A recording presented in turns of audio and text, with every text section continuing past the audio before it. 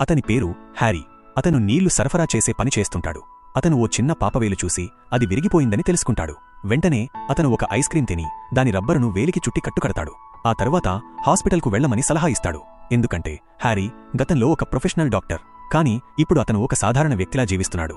అదే హాస్పిటల్కి హ్యారీ నీళ్లు సరఫరా చేయడానికి వస్తాడు.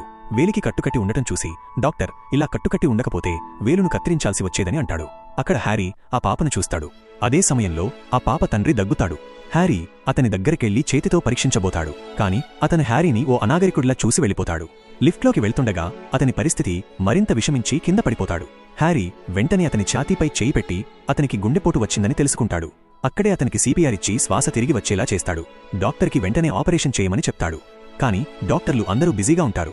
అప్పుడు హ్యారీ నకిలీ సర్జన్లా లోపలికి వెళ్లి రక్తం రాకుండానే కోత పెడతాడు. ఇది చూసి అందరూ ఆశ్చర్యపోతాడు. ఎందుకంటే ఇది సాధారణ డాక్టర్ల వల్ల అయ్యే పని కాదు. అతని పేరు అడగడానికి కూడా ఎవరికీ ధైర్యం ఉండదు. ఆపరేషన్ విజయవంతంగా పూర్తి చేసి అతను బయటకు వెళ్తుండగా ఒక లేడీ డాక్టర్ అతన్ని పట్టుకుంటుంది.